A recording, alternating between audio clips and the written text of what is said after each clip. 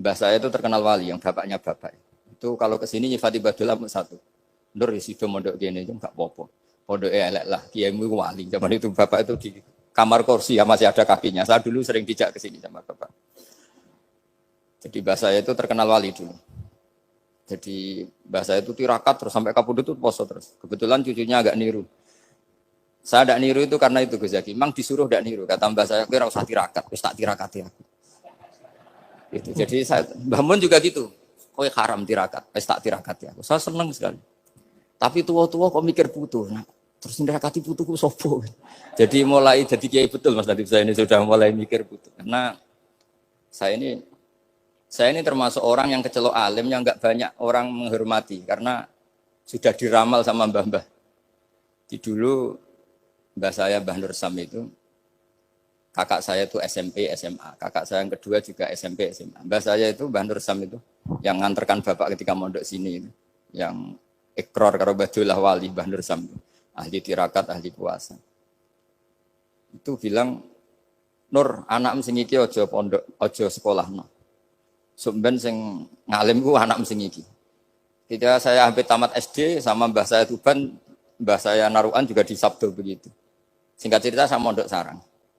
Mondok sarang pertama langsung dikenal Mbah Mun, wong anak kiai jadi langsung dikenal. Didoni macam-macam terus jadi wong alim itu gak ada yang ngelem. Biasa aja untuk dongane sepuh-sepuh. Ya sebenarnya saya agak kecewa ya, saya inginnya kan dianggap prestasi gitu. Ternyata dianggap doanya orang-orang sepuh.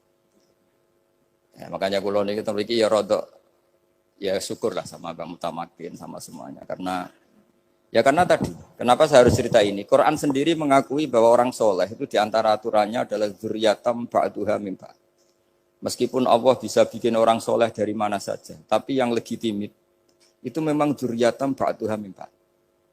Dan kata dzurriyyah itu tasmalu auladal inas, kata Ibnu Hajar al-Asqalani, memasukkan turunan yang dari ibu. Meskipun tentu secara wali nikah atau secara disiplin nasab dari ibu itu tidak ngefek. Tapi dari segi fa'innal irqadassas, bahwa sistem tubuh kita itu tetap ada gen dari seorang apa? Ibu. Sehingga banyak ulama tafsir mengatakan dzurriyyah itu tasmalu auladal inas. Dzurriyyah itu memasukkan turunan dari apa? Ibu. Bapak saya itu nasabnya nasab wali. Jadi mbah-mbahnya itu suka tirakat, suka. Ibu itu nasab kiai. Jadi kalau bapak wiridan itu, kalau istiqomah itu disalahkan sama keluarga ibu. Istiqomah itu salah. Karena ijabu malam yajib, mewajibkan sesuatu yang tidak wajib. Itu masalah secara ilmiah. Mbah Mun itu sering kritik kalau ada pondok kok wajib puasa, wajib merawat itu sering kritik. Itu secara fikih bahaya. Ijabu malam yajib, mewajibkan sesuatu yang tidak wajib. Dan itu kriminal dalam bab fikih. Betul itu, sama cari di Sulam Taufik, babnya itu ngeri, ijabu malam yajib itu tidak dihitung minal kabair, dicari sendiri itu di bab Sulam Taufik, tidak perlu saya sebut, itu parah betul malah cara menvonis Abdullah bin Husain bin Thohir di Sulam Taufik, ijabu malam yajib. Tapi pondok-pondok yang tirakat tidak kurang dalih, niki boten majibaken, ngelatih, boten majibaken tapi napa? Nah, silsilah dari keluarga ibu itu suka ilmu. Sehingga Abdullah bin Mas'ud itu tiap hari itu mensweeping orang yang sering duha. Kalau ada orang duha istiqomah itu disweeping. Awas, harus seminggu sekali, enggak boleh tiap hari. Masa sholat fardu kamu saingi sholat duha? Enggak boleh, fardu tersaingi. Itu Abdullah bin masyhur, sampean cari di Al-Hunjah itu.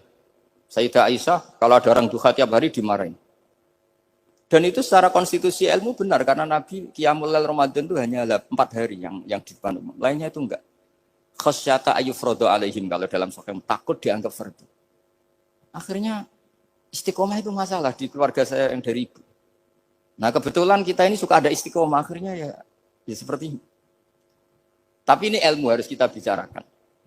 Tapi yang istiqomah Bapak itu pengagum Badullah. Bapak itu suka sama istiqomah. Karena punya guru dulu Ki Zubedi istiqomah, Badullah istiqomah.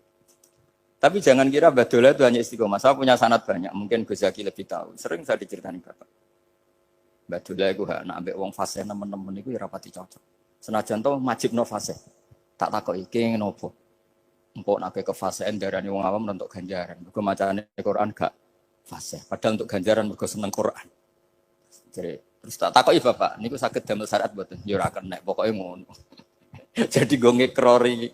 Artinya beliau ndak ingin lah gara-gara kita terlalu pakem tajwid kemudian menganggap siapa saja baca Quran salah kemudian tidak dapat pahala. Bisa saja hamalahum ala ayakra'ul Qur'ana apa mahabbatuhum wa iskuhum wa kada wa kada. Jadi akhirnya saya jadi tahu. Oke, secara makhraj salah, tapi iseknya benar, mahabbahnya benar, brontonya benar.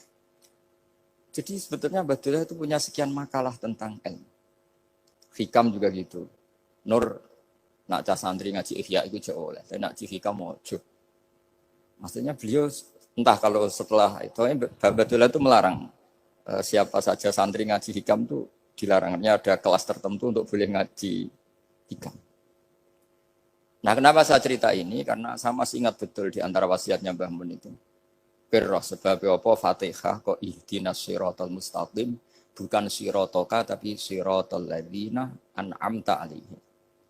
Dawe Mbah Mun fa inna Allaha ta'ala la ya'kul wa la yashrab wa la yanqih wa la kadza wa kadza. Allah itu enggak makan, enggak minum, enggak tidur. Sehingga kita enggak bisa niru Allah. Tapi yang makan tidur itu manusia.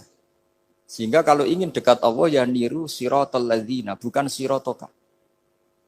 Kita cara tidur niru Kanjeng Nabi, niru ulama, cara makan, cara minum, niru Allah tidak bisa. Makanya bukan ihdinas siratal mustaqim siratoka tapi siratal ladzina an'amta. Maka dalam beragama itu butuh master, butuh panutan. Ya tentu Mbah Mun oleh ngendikan pakai luwet orang-orang kuno. Cara Mbah Mun pakai cantolan. Maka saya punya makalah banyak dari Bapak, dari Mbah Mun, dari Mbah Zubair, dari sampai saya itu hafal sanad sampai Rasulullah Shallallahu Alaihi Wasallam. Karena yang bisa mengawal ilmu itu sanad. Termasuk saya di sini bawa kitab Ar-Risalah Al-Qusairiyah. Nanti saya baca beberapa panutan kita. Di sini ada Abdul Qasim Al-Junaidi, ada Abu Yazid Al-Bustami, ada banyak ulama yang ditulis Ar-Risalah Al-Qusairiyah. Dan itu yang membentuk Imam Ghazali, kitab Ar-Risalah Al-Qusairiyah. Tapi sekarang kita ini tidak belajar lagi tentang tasawuf. Tasawuf itu Abdul Qasim Al-Junaidi jadi wali itu bukan wiridannya terlalu banyak, enggak. Beliau pernah bikin satu kalimat yang menjadikan Allah itu ridho. Kalimatnya begini, kalau malam beliau wiridan gini, ya Allah, kenapa engkau ngasih rezeki saya? Padahal engkau tidak butuh saya. Kalimatnya sederhana. Kalau seorang majikan ngasih servis sama karyawannya, memang butuh pekerjaannya. Orang tua ke anak butuh kasih sayangnya. Tapi engkau ini zat yang tidak butuh saya, tidak butuh kita. Ngapain ngasih? Jadi punya sisi betapa Allah itu luar biasa. Wong tidak butuh kok. Ngasih itu kan luar biasa. Jadi karena mensifati seperti itu Allah itu ridho. Itu luar biasa. Normalnya orang memberi itu kan, apalagi orang memberi kiai itu kacau sekali. 1.000 jaluk swarga. Salam template 1 juta wae jaluk apa? Swarga itu parah lagi. Nanti kalau enggak masuk surga, tunda-tunda.